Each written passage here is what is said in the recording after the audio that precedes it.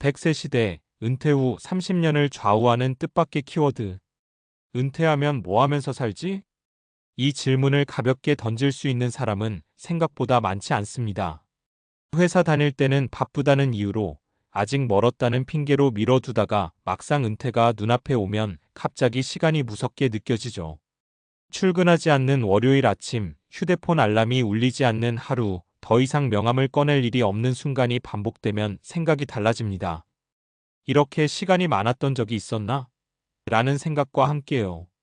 문제는 그 다음입니다. 우리는 보통 은퇴를 쉬는 시기라고 생각합니다. 그동안 고생했으니 이제는 편하게 살아도 된다고 말하죠. 그런데 현실은 조금 다릅니다. 평균 수명이 100세에 가까워진 지금, 은퇴 후의 삶은 길게는 30년 이상입니다. 인생의 3분의 1을 아무 계획 없이 보낸다는 건 사실상 또 하나의 인생을 즉흥으로 살아가는 것과 다르지 않습니다. 은퇴 준비라고 하면 대부분 돈부터 떠올립니다. 연금은 충분한지, 자산은 얼마나 있는지, 집은 있는지 없는지. 물론 중요합니다. 하지만 은퇴 후 삶을 실제로 살아본 사람들의 이야기를 들어보면 인생의 만족도를 좌우하는 결정적인 요소는 의외로 다른 데 있습니다. 바로 관계, 역할, 그리고 하루의 구조라는 다소 뜻밖의 키워드입니다. 키워드 1. 돈보다 오래가는 건 관계다.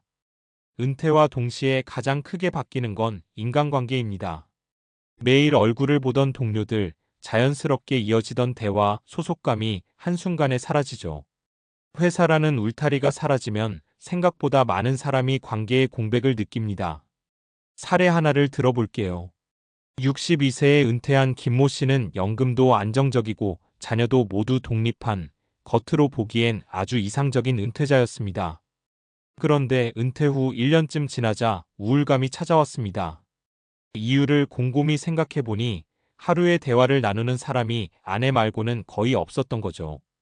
회사 다닐 때는 원하든 원하지 않든 사람을 만나고 말할 일이 있었는데 은퇴 후에는 먼저 연락하지 않으면 관계가 이어지지 않았습니다. 이후 김 씨는 동네 독서 모임과 걷기 모임에 나가기 시작했습니다.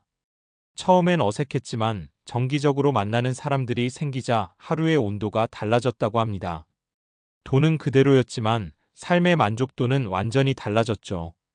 은퇴 후 삶에서 관계는 사치가 아니라 필수입니다. 키워드 2.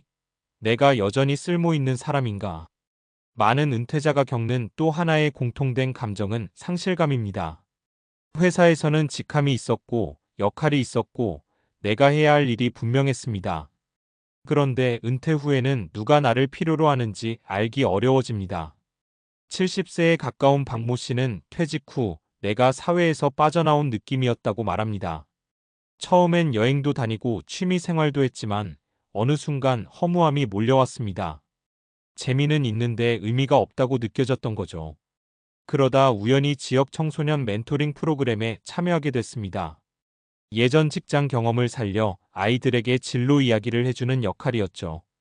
박 씨는 이 활동을 하면서 다시 자신이 누군가에게 필요한 사람이라는 감각을 되찾았다고 합니다. 월급은 없었지만 마음의 보상은 훨씬 컸다고 말합니다. 은퇴 후에도 역할이 필요합니다. 꼭 거창할 필요는 없습니다. 봉사든 파트타임이든 동아리 운영이든 상관없습니다. 중요한 건 오늘 내가 한 일이 누군가에게 의미가 있었는가라는 질문에 답할 수 있는 삶입니다. 키워드 3. 자유보다 무서운 건 무질서한 하루. 많은 사람이 은퇴를 자유라고 말합니다. 출근하지 않아도 되고 상사의 눈치를 보지 않아도 되는 살. 맞는 말입니다. 하지만 자유에는 전제가 있습니다. 하루를 스스로 설계할 수 있어야 한다는 것입니다. 사례 세 번째입니다. 은퇴 직후 이모 씨는 누구보다 자유를 만끽했습니다. 늦잠 자고 TV 보고 하고 싶을 때 외출하고 피곤하면 쉬고. 그런데 23년이 지나자 생활 리듬이 완전히 무너졌습니다. 밤낮이 바뀌고 운동은 줄고 건강도 눈에 띄게 나빠졌습니다. 이후 주 3회 수영, 요일별 장보기, 매주 손주 돌보는 날을 정하면서 하루의 기둥을 세우기 시작했습니다. 완벽한 계획은 아니었지만 하루가 예측 가능해지자 몸과 마음이 안정됐다고 합니다. 은퇴 후에는 자유보다 구조 있는 자유가 훨씬 중요합니다. 은퇴 준비는 결국 삶의 방식을 준비하는 일. 은퇴 후 30년은 길고 생각보다 빠르게 흘러갑니다. 돈은 분명 중요하지만 돈만으로는 하루를 채울 수 없습니다. 관계가 있고 역할이 있고 하루의 구조가 있을 때 비로소 은퇴 후 삶은 연장된 노년이 아니라 또 하나의 인생이 됩니다. 은퇴 준비는 통장 잔고를 점검하는 것에서 끝나지 않습니다. 앞으로 누구를 만나며 살지, 어떤 역할로 하루를 보낼지, 아침에 일어나서 무엇을 할지까지 생각해 보는 것. 이 세 가지를 미리 고민한 사람과 그렇지 않은 사람의 은퇴 후 30년은 전혀 다른 모습으로 펼쳐집니다. 100세 시대를 사는 우리에게 은퇴는 끝이 아니라 긴 전환점입니다. 그 전환을 어떻게 준비하느냐가 남은 인생의 질을 결정합니다. 지금 이 글을 읽고 있다면 아직 늦지 않았습니다. 은퇴가 10년 남았든 1년 남았든 이미 은퇴했든 상관없습니다. 오늘 하루의 작은 구조를 하나 만들어 보는 것, 관계 하나를 이어보는 것, 나만의 역할을 하나 정해보는 것. 그게 바로 은퇴 후 30년을 바꾸는 가장 현실적인 준비입니다. 은퇴는 쉬는 시간이 아니라 뇌의 사용법이 바뀌는 시기다. 우리가 흔히 착각하는 게 하나 있습니다. 일을 그만두면 몸이 편해지고 그래서 자연스럽게 건강해질 거라고 생각하는 겁니다. 하지만 뇌과학과 노화 연구는 전혀 다른 이야기를 합니다. 인간의 뇌는 사용 빈도에 따라 유지되거나 빠르게 퇴화합니다. 이를 사용하지 않으면 사라진다유스 잇 오루즈인라는 원리로 설명하죠. 실제로 미국 하버드대의 노화 연구에 따르면 은퇴 후 사회적 인지적 활동이 급격히 줄어든 사람들은 그렇지 않은 사람들보다 인지 기능 저하 속도가 평균 1.5배 이상 빠르게 나타났습니다. 기억력 문제나 판단력 저하가 단순히 나이 때문이 아니라 뇌를 쓰지 않는 생활 패턴에서 비롯된다는 의미입니다. 회사 생활을 할 때 우리는 생각보다 많은 뇌 자극을 받습니다. 일정 관리, 대인관계, 문제 해결, 의사결정까지 하루 종일 뇌를 사용하죠. 그런데 은퇴와 동시에 이런 자극이 사라지면 뇌는 이 기능은 이제 필요 없구나라고 판단하고 연결을 줄여버립니다. 이게 반복되면 무기력, 우울감, 기억력 저하로 이어집니다. 그래서 앞서 이야기한 역할과 하루의 구조가 과학적으로도 중요한 겁니다. 뇌는 나이가 들어도 새로운 역할과 규칙적인 자극이 주어지면 계속해서 연결을 만들어냅니다. 이를 신경가소성이라고 하는데 은퇴 후에도 충분히 유지될 수 있다는 게 최근 연구들의 공통된 결론입니다. 관계가 건강을 좌우한다는 건 이미 증명된 사실이다. 은퇴 후 인간관계가 중요하다는 이야기를 하면 외롭지 않게 살자는 말이겠지 정도로 가볍게 받아들이는 경우가 많습니다. 그런데 이건 감정의 문제가 아니라 생존 확률의 문제에 가깝습니다. 미국 브리거명 대학에서 발표한 대규모 메타 분석 연구에 따르면 사회적 고립은 흡연이나 비만만큼이나 사망 위험을 높이는 요인으로 확인됐습니다.